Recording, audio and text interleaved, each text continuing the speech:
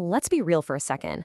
Are you tired of juggling deadlines, feeling like you're constantly distracted, and then you look at your to-do list at the end of the day and it's somehow longer than when you started?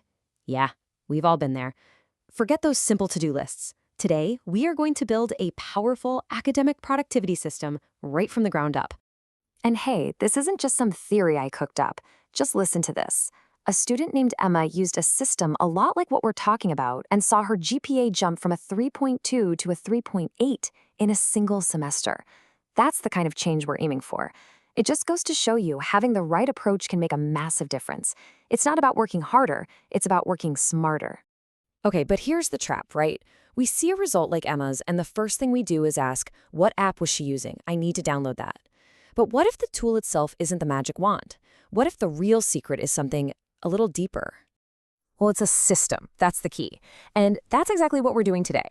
We're not just going to rattle off a list of tips. We are building your own personal focus system. And the best part is it's all backed by science. So think of this as your personal blueprint for academic success. All right, let's dive in. The very first step is to really understand the battle you're fighting every single day. And make no mistake, it is a war. It's a war for your focus, and your number one enemy is distraction. Now, to win this war, you have to know your allies from your enemies, and the author Cal Newport gives us the perfect way to think about this. On one side, you have deep work. This is the hero of our story. It's that focused, high-value thinking that actually writes your papers and aces your exams. On the other side, well, that's the villain. Shallow work. This is all the junk food of productivity.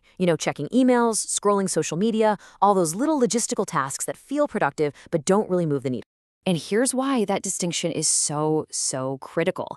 23 minutes.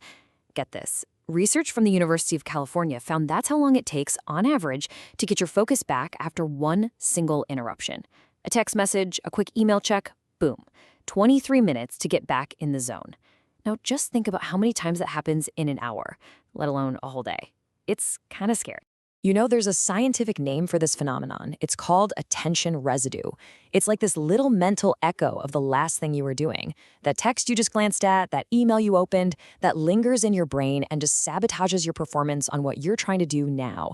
It's the hard science that proves multitasking is, for all intents and purposes, a myth. So, we know the enemy. Now we need a plan of attack. Our focus framework is built on two core ideas. First, having a big picture game plan for your time. And second, having a moment-to-moment pacing strategy to win each study session. So let's break down our two main strategies here. On one side, we've got time blocking. This is your big picture game plan for the week. You literally schedule large, protected chunks of time in your calendar for your most important work. Then, on the other side, you have the Pomodoro Technique. This is your pacing strategy. This is how you maintain that intense focus inside those blocks, using short 25-minute sprints followed by little breaks. And naturally, this leads to the big question, right? Which one should you pick? Is it better to use the intense sprints of Pomodoro, or do you need the super structured calendar that you get with time blocking? And here's the best part. You don't have to choose. You combine them. It's a hybrid system.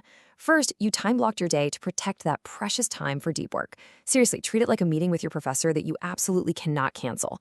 Then, during that protected block of time, you use the Pomodoro Technique to stay laser-focused and manage your energy. It's really the best of both worlds. Okay, so now that we have our strategy, we need the right gear. A system is only as good as the tools you use to actually make it happen. So let's look at a few really specific apps that solve common problems for students. First up, does your schedule feel totally impossible to manage? You've got A days and B days, rotating weeks, labs that only happen every other Monday. Yeah, a standard calendar app just can't handle that kind of chaos.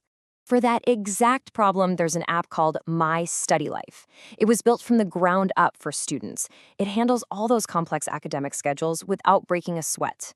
And its core features are totally free. This is the perfect tool for building out that time-blocking game plan we just talked about. All right, let's tackle the next problem, that end-of-semester anxiety. You know the feeling. You're staring at your grades, trying to figure out if an A is even still possible. What do you really need to score on that final exam? The answer here is an app called Power Planner. Its absolute killer feature is the what if grade calculator. You just plug in your current scores and it tells you exactly what you need on future assignments to hit your target grade. It completely removes the guesswork and honestly, a ton of stress. But what about actually doing the work? How do you sit down and use that Pomodoro pacing strategy we talked about, especially when procrastination is just screaming your name? This is where an app like TickTick is a total game changer. It's a task manager, but it has a Pomodoro timer built right into it, complete with focus sounds. It perfectly combines your to-do list with the tool you need to get it done, making that hybrid system we designed incredibly simple to put into practice. So, we have a theory, we have the framework, and we have the tools. But does this whole system of planning and focused work actually make a difference in the real world?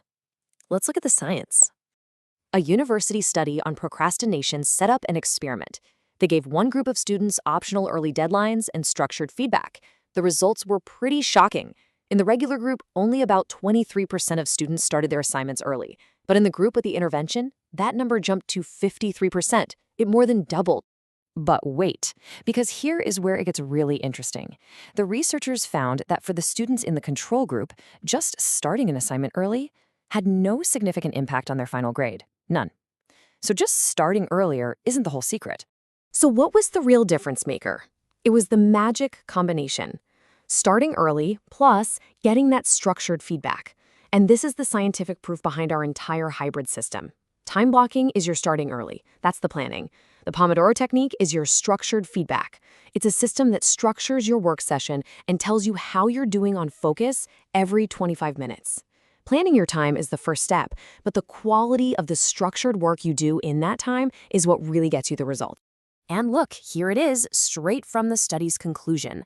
Starting early and receiving additional feedback enhanced the students' grades. The science confirms our whole premise. A system of planning ahead, that's your time blocking, combined with structured, focused work, your Pomodoros, is the key. So everything we've built today really comes down to this one powerful idea. In a world that's just overflowing with distraction, the ability to do deep work is basically a superpower. It's becoming rarer at the exact same moment that it's becoming more valuable. We've given you the blueprint. The only question left is, are you willing to build the system to cultivate it?